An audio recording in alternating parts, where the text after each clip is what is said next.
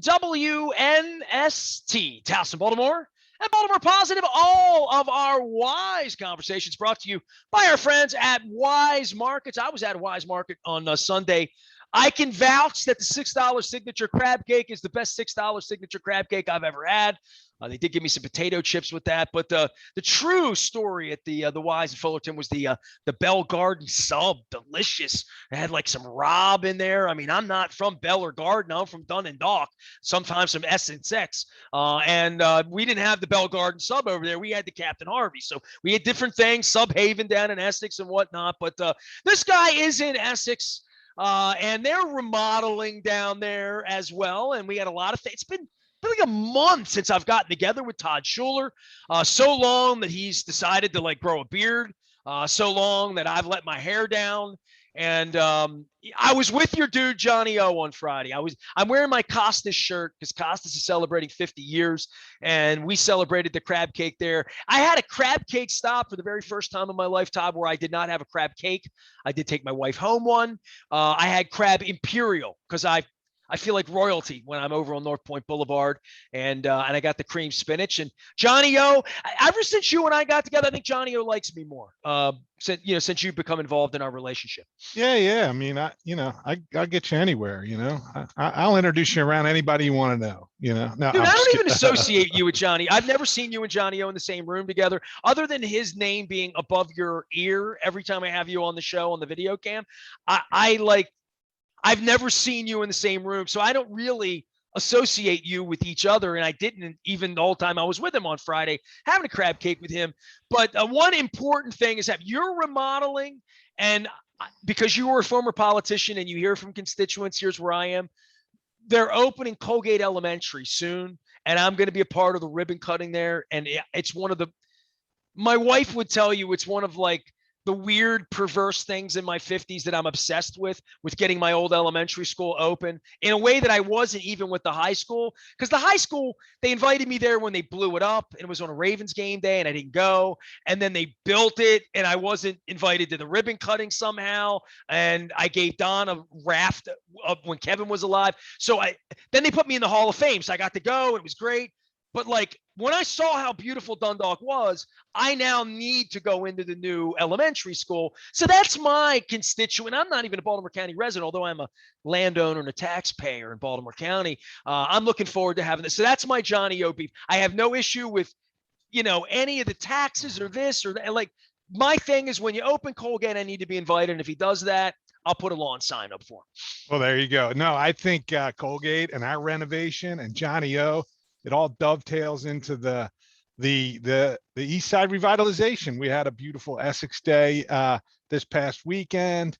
Like I said, we're doing our whole front, our whole back, our roof. We haven't remodeled in 50 years probably. And Mark and I didn't own the building until 2 years ago. So and right before the pandemic, but now that we've got it, and now that we think the worst of the pandemic is behind us. Well, you also want to declare where your home is for good, right? This is it. Yeah, absolutely. Yeah. You could have moved. You could have moved a mile in Essex and had a place, but you decided this was the best move to stay where you are. Absolutely. We looked around. We looked around within Essex, and we thought about doing some other stuff, but at the end of the day, it made the most sense for us to be here, where our predecessor law firm has practiced the same kind of law for 50 years. It is our home. We've put our flag in the sand, and now we're going to hopefully take what is a kind of an ugly building. I'm not going to lie. I mean, we're aware of it. And we're going to make it something beautiful right here on Eastern Avenue that we can be proud of. That is it going to have running water? I mean, I need like some sort of fountainy water wall. I mean, a water element of some sort, right? Just because it's soothing. I'm in a friggin' law office. I got rear-ended. My back hurts. I'm getting screwed by the insurance company. I'm calling you when I come in. I mean, I'm getting off the freeway. I'm driving down Eastern Avenue. I'm in Essex. I want to walk into a little low lighting. Are you 21220? What are you? What are you? 221. Yeah. No, I want to walk into a little 21221 oasis of Zen is what I want to do before I sit with you and Mark and pour my heart and my soul out about how I'm getting screwed and I need people like you to help me. Right? It's I mean, that's yeah. basically because people come into your place, they're not calm. Like they're No, people hurt, are angry, pissed, emotional, like all of maybe that, you're right? yeah, maybe you're out on workers' comp and your money's not coming in, or you're injured in a car crash and money's not coming in, and bills are coming in, and you don't know what's going on. The people that we deal with on a regular basis are in a stress position. So we do want to provide comp and So did I walking in. give you a good idea then? The water Yeah, wall, yeah, we'll get a water wall. Fine. I'm just talking about the We'll lobby I call it sit in. the Nestor water wall. Maybe a statue of you or Look, we something. all know what the law office looks like. You walk in, there's law stuff, law people meet you, and then there's like Time Magazine and Sports Illustrated sitting there. It's been fingered through since the Jordan era, right? Like, you don't want your place to be that way, right? Well, I'll tell you one thing. You're going to have this week. I mean, it's never good when bad things happen in life and you need to reach out to damngoodlawyer.com and our friends at Blondell Miller, but at least the football team won, right? Oh Like, man, huh? right? So to segue into the purple thing, because you and I haven't talked and all these injuries happen, we haven't talked. You and I haven't talked since like the second week of the tour, right? Like Yeah, it was like, yeah, 4th of July. We were at the beach, it was 30 full crab blown cakes ago summer, for me. 30 crab cakes ago for sure. But yeah, man, when Lamar's allowed to do Lamar things, like I thought if I'm not incorrect, and I watched it meticulously, the um the game in Las Vegas, it was 3 minutes to go in the third quarter before there was a design Lamar run call. He had to scramble a couple of times, but I just don't understand why the greatest weapon in football doesn't get used. To me, he needs to be in the pistol formation. When they came out at Kansas City, play number 1, pistol formation. Play Dude, number they 2, went pistol. pistol from the 2-foot line. Right. That is what I'm talking about. That's Lamar, right? Read somebody. Are you reading a linebacker? Are you reading a safety? Whatever. But you've got two things, two primary options. Maybe it's a run pass option, or maybe it's a hand the ball off or tuck it in and pull it out. But that's what he needs to do. He needs to react every time he puts that. He's looking at that wristband with all those complicated plays. Like, he's a street baller. Let him be. He's a reactor, like some people are better at ping pong. Some people are better at billiards, like I'm a ping pong guy. Lamar's a ping pong guy. Forget lining up the shot and all that Whoa, nonsense. whoa. Where'd you get that? What loss? Did you get that at Tulane? What's Some that? people, The that's ping a pong? fascinating.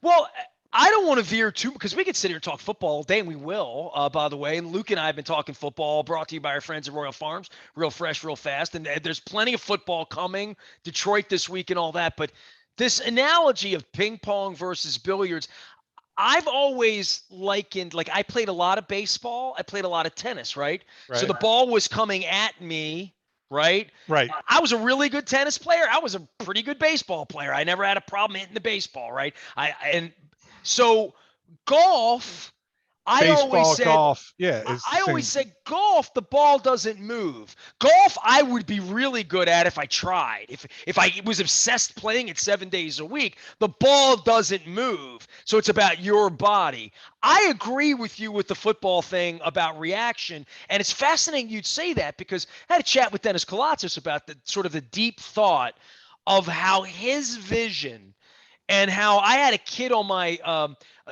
playground. He wasn't the fastest kid, but you couldn't tackle him because he would dodge, move, left, juke, left, right, like a little bit of Barry Sanders. But he wasn't fast. He was like a water bug. You couldn't grab him. And Lamar's been that kid forever, right? He's been Right. that kid since he was 8 years old. He has the ability to read defenders' hips, feet, hands, eyes, helmet, body language in the way that Ray Lewis could do that reading offense to see which way things are going so that he was always going toward the ball, right? And Lamar sees the reason guys break their ankles with him is he sees which way they're going to commit and he keeps him committing in that direction. And then he's gone and he's been doing it forever. And no one does that. No one has Right. the space to do that. And there's no way to practice how to catch a butterfly with And your when hands. you put him in a position to do that, to react and play his game, there's a lot of success. I get frustrated when I don't look, I'm sure the Ravens coaches have forgotten 100 times more about football than I've ever known, but I get frustrated when he gets tasks.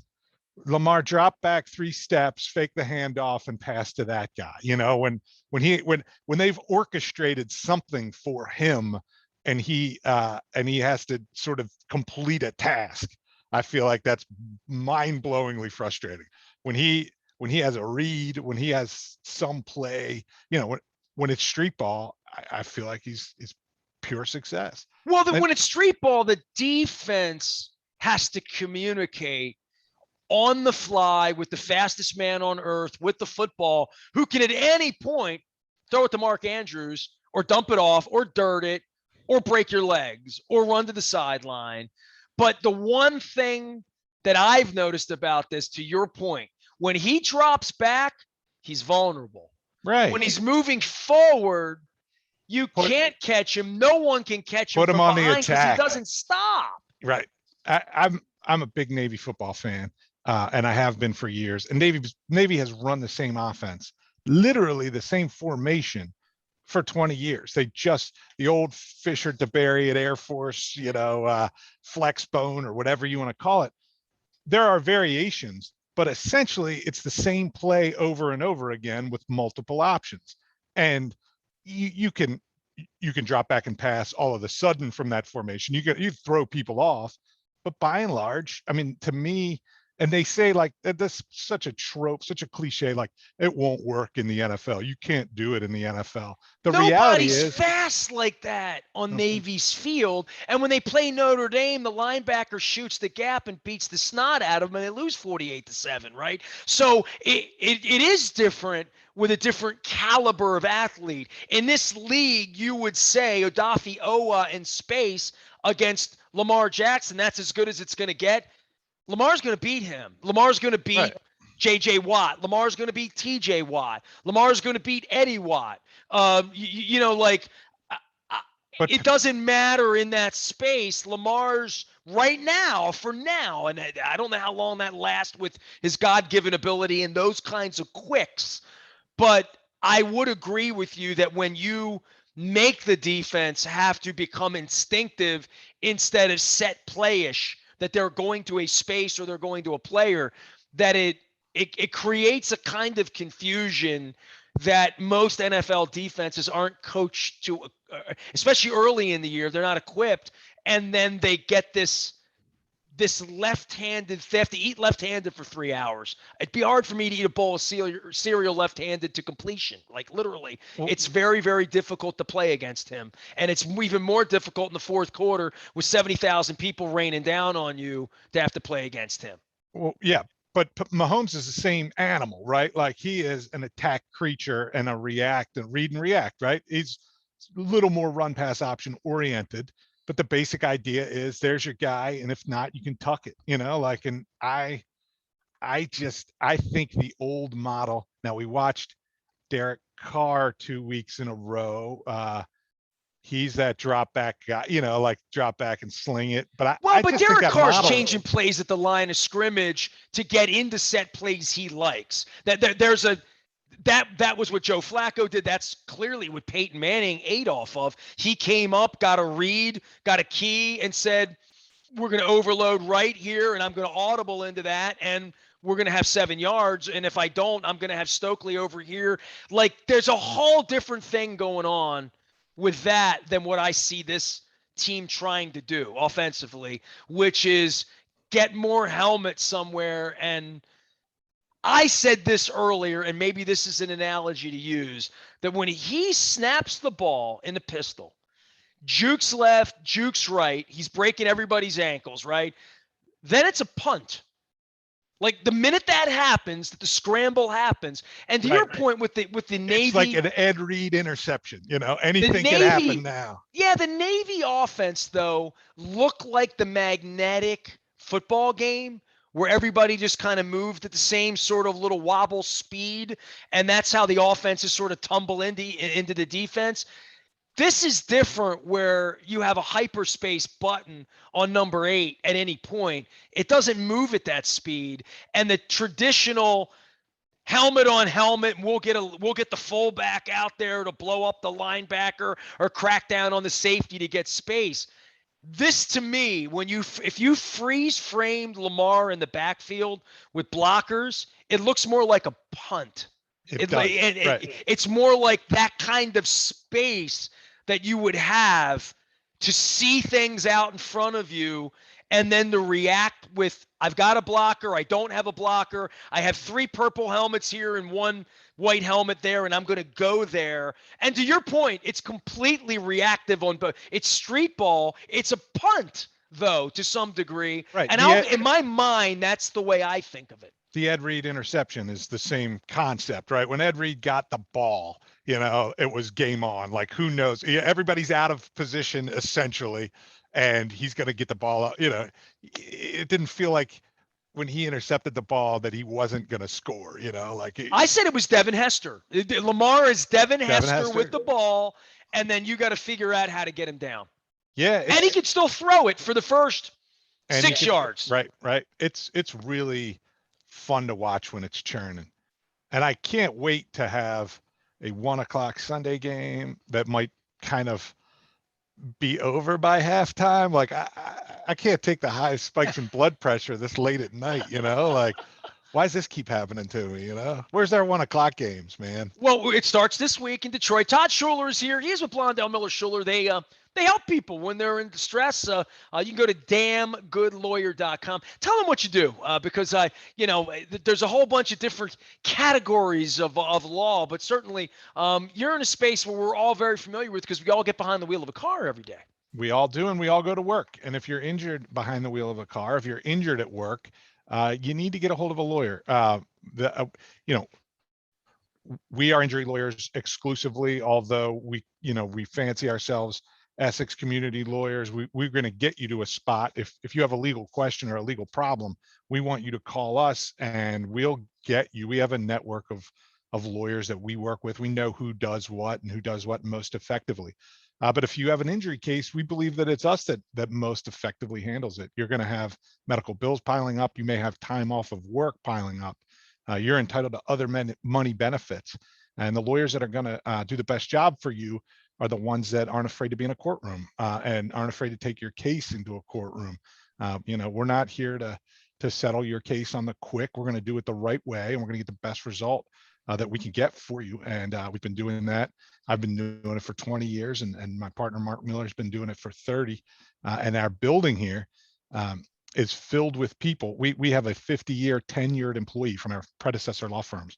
We have the capacity to do a really good job because we have the people here that know what they're doing. The institutional knowledge is most of the people that work here have worked here since before I was a lawyer, and they know how to get things moved, and they know how to get MRIs approved, and they know how to get settlement documents through. So we have a lot of great resources here. And it is technical.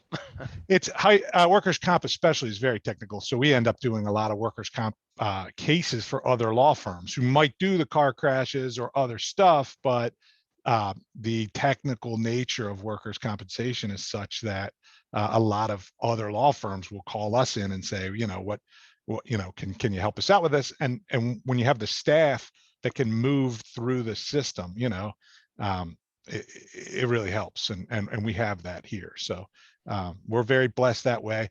Unfortunately, we're in this building. It's in such a terrible need of a renovation, but I saw the guys out there today working.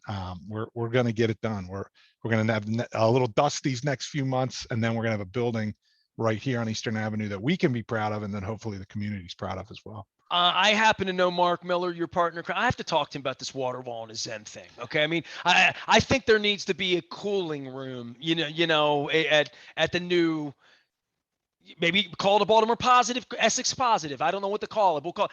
So I got to pick something with you because I'm wearing my Costas shirt, and you have your Johnny O thing behind, and I want to pick your your councilman mind, okay? Because I've had a lot of politicians on, right? And I had I don't want to say we got sideways, but I would say we got sidetracked with a communications director recently. It wasn't recently, it was a couple of years ago. And this is a communications director, and it's not Don Moeller, but it's in the Don Moeller tree. And Moeller and I go back and forth with this. So this is a true Baltimore positive, but it's more of a media debate. It involves John Harbaugh running off the podium last Monday night before I could get to the press conference, being one of 3 people in Las Vegas, and taking questions and asking questions and doing media. Okay. So every time I book a politician on, I call it a handler. You call it a communications person. We could call it a PR flack. We can call them anybody we want, right?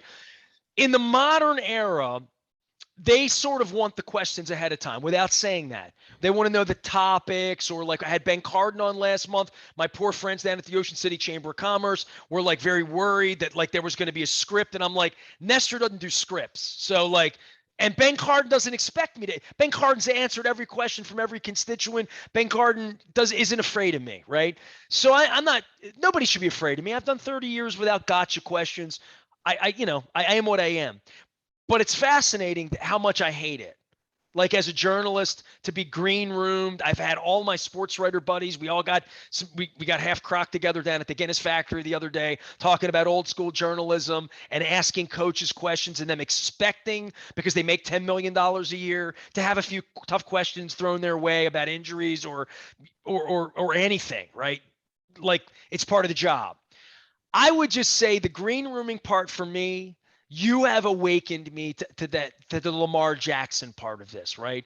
Where you're like, you don't give a script to an improv actor. You know what I mean? Like literally, they work best that way. Bill Murray doesn't need a script. He just needs you to hang out and be funny with him.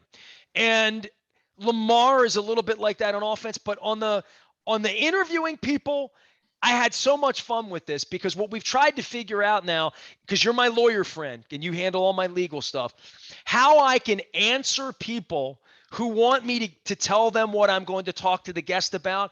And the truth is, this is the truth where Lamar and I are alike. And you know this because you've done 100 hours of radio with me now. I don't really know what I'm going to talk about before I talk about it. And if somebody handed me a script, it wouldn't be any good. And if I gave you a script, it wouldn't be any good. And if I really gave you a real script of the 5 exact things we're going to talk about, it would be terrible. So to your point, Lamar's got all these plays that might work in somebody else's world. Maybe that's the way Letterman does it, or the way awful radio show hosts do it. It's just not the way I do it. So what we've learned is the legalese of this now, and Moeller and I've had some fun with this, although he takes it very seriously, having been an elected, having been the PR guy, that we need the topics. And like, so here's what we want to do to get around that. I'm going to put in it that the topics are including but not limited to. That's my legal side. And Moeller said, this is so Moeller, man. It's so great. It's so politician-y, sort of slippery, that it's going to be a sampling of the potential topics that we may cover on the program today with the county executive. So I just want you to have some fun with that, because you were elected and you don't need a script from me. We just do this. You're not like, hey, dude, what are we going to talk about? I need to know everything we're going to talk about. That's not my show. And that's not Lamar's show either. No, and you and I talked 5 seconds before we go on the air, and it's, hey, is there anything you want to get into? Like if there's something hot button, that might be it, right? And then we just kind of do our thing. I guess what's scary from the politician's standpoint, especially local politicians, I don't know how high level we're talking here, but it is frightening in the world of viral video and everything being saved and recorded. It's tough going on record. Like I come away sometimes, you and I'll get political, we'll get national politics. It's probably terrible for anybody's business to strongly identify as pro-Trump, anti-Trump, so I always think, like, not so much that you would be setting me up for a gotcha, but that something's going to come out of my mouth that could sink my business or whatever, like go viral, and all of a sudden I'm the idiot who was talking about such and such in an insensitive matter or something like that. So I guess. Well, we're all allowed to talk about whatever we want in whatever way we want to talk about it, publicly or privately, right? Like, we all have a public and a private voice. I hear that, but like, you're coming on the show, we're gonna have fun. Like, I that's part of doing this for me. Is this would not be any fun at all for me or anybody else if this were scripted. No, I It can't just wouldn't be. imagine. I can't imagine. But I'm just trying to identify with the fear. You're one election away from a loss in every elected office. If there is a topic that scares you, or if something surprises you and you come up the wrong way, I think that's probably the I fear think that you're Johnny's ready dealing to with. talk about anything, though, because he has. And you're ready to talk about anything because you have. And I'm sort of ready to talk about anything because I have. Yeah, Johnny, I mean, for full disclosure, I'm a big Johnny O fan because I think he's doing a great job. But he was also my roommate when we were in Annapolis together, and we go back and we're old friends. But he's a very frank guy, and he's strange. Like there are things about him, or the way he comes to um understand the world that aren't mine, but like we're able to frankly articulate them in a way that I think helps understand. I think when you have somebody that you're communicating with, that you can is willing to expose their thought process, I think you can learn a lot more about Mueller them and than I if get you're. aligned. Like, people think we're politically the same. We're way different on death penalty. You and I are way different on guns. Like, and even though we would vote for the same people, maybe, perhaps. I mean, I've been sitting with Republicans since the last time I was with you. I have sat with Barry Glassman, Michael Steele, Larry Hogan, right? Like, I am not afraid of anybody on any side of an Sure. aisle who wants to sit and talk to me, but I'm also not going to have Larry Hogan's people hand me the questions. He's already got the script of what the hell he's going to say. That was pretty clear. Like, right? Like, he knows what he has all of his talking points, which made him kind of, quite frankly, for me, not the greatest guest. I mean, like, Don and I had wildly different feelings about sitting next to him and talking to him about how honest. Don thought he was honest as the day is long. I thought it felt like I was next to a politician with a script. And we spent the same hour together. I feel like, and I feel that way certainly sometimes when I talk to Coach Billick. He's got the things he says on NFL Network, and it just becomes this Yeah, you. politician pulpit thing that I can't imagine if you're at the senatorial level. When I'm with Ben Cardin and when I'm with Chris Van Hollen and when I'm with other people, I feel like I get a lot of off script stuff that would probably make their communications director uncomfortable in that way. But that's the only way that's going to get them elected in my mind, is to come on my show and be comfortable with me, because I'm not Right. lobbing hand grenades at anybody, but I'm lobbing tough issues, You. but and maybe my point of view, and then say, why do you feel the way you feel about guns, Todd? Because that would be something that may make you unelectable to me. Right. No, but you can get into scripty, like that's another thing. I tell people the same thing every day. Like, here are the benefits you can expect. Once we file your workers' comp claim, it's going to take XYZ to get accepted. Once it's accepted, you get this, that. I started making YouTube clips of myself saying the same thing I say over and over again. And it's out of necessity. I mean, you have a checklist of, you want to inform your client of what to expect, but that can cause you to become Less human. scripty.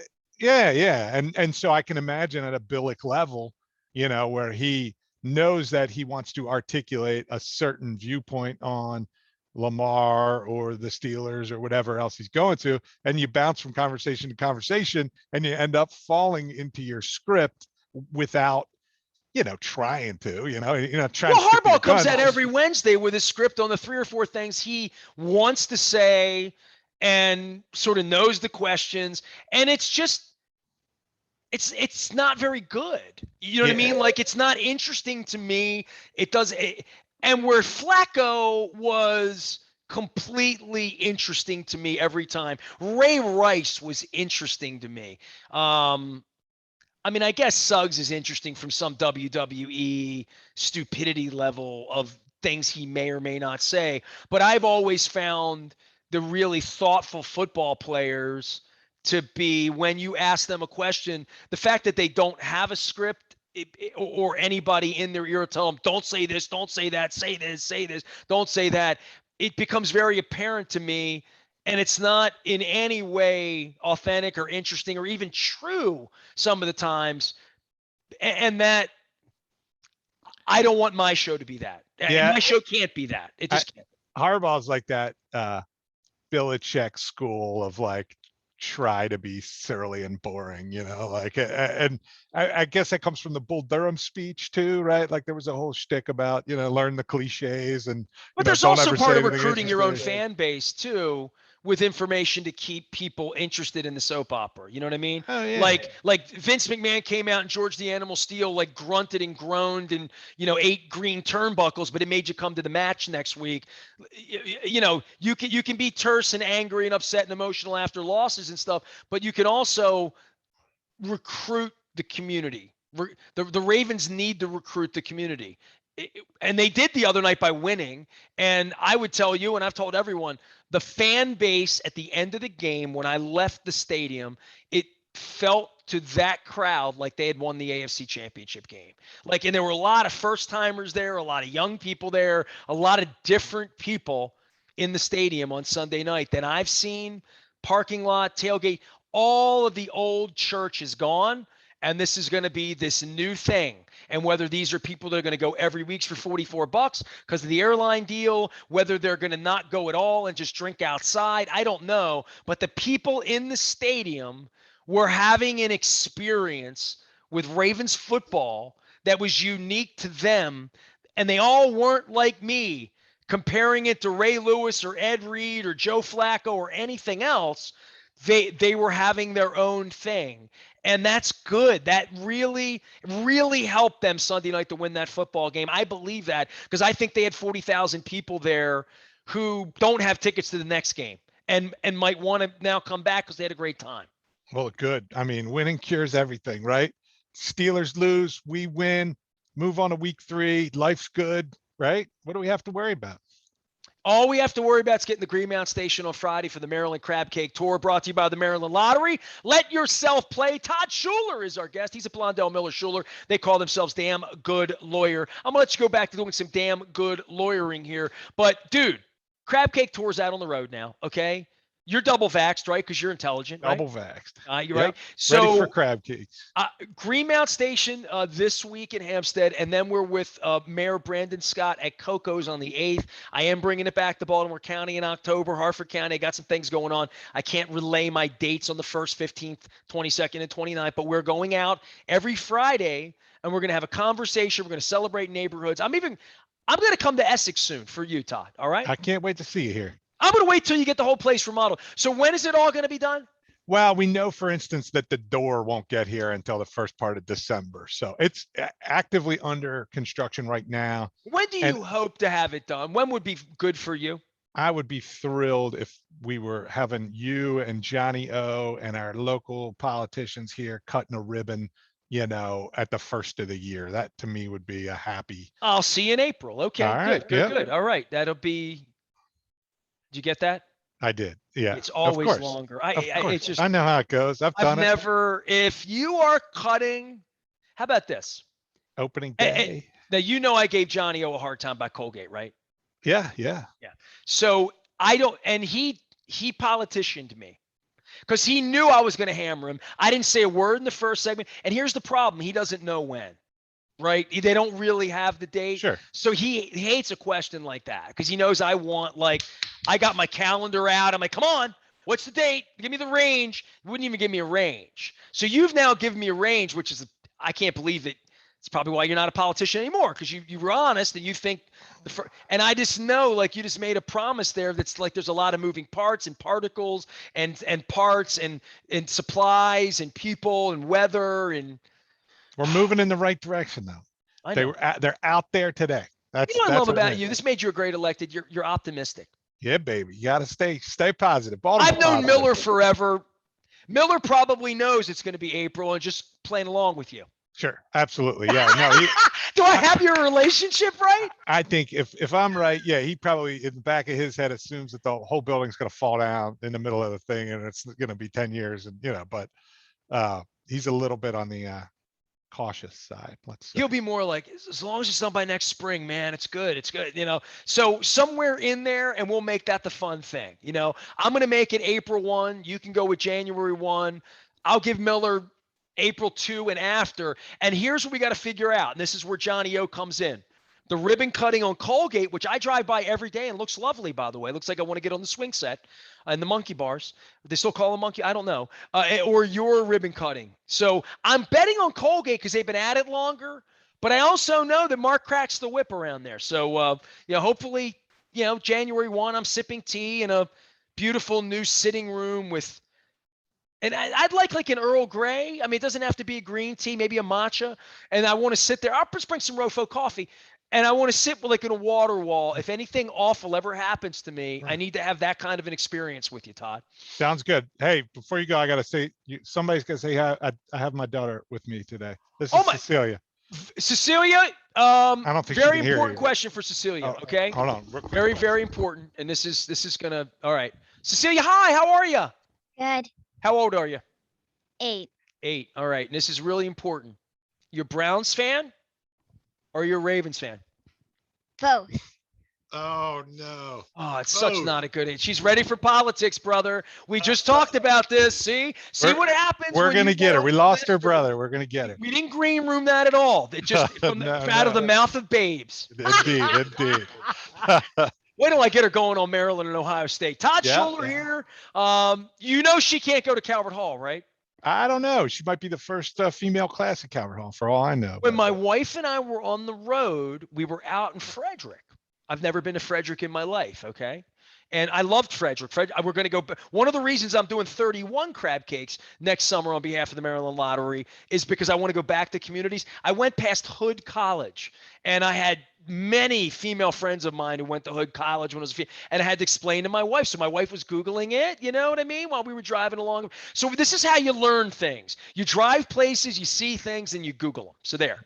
All right. We'll get her into Calvert Hall's female. I don't know. I have to talk to Frank Kelly and everybody about that. We'll have to find out. All right. Mercy me. There you go. There he goes, Todd Schuler, trying to figure out how to put these children through private school and turn them into Ravens fans as well. As long as she's not a Steelers fan, we'll all figure that out. Amen. I am Nestor. We are WNST, AM 1570, Towson, Baltimore. And we never stop talking Baltimore sports, Lamar Jackson victories, and a date in Detroit this week at 1.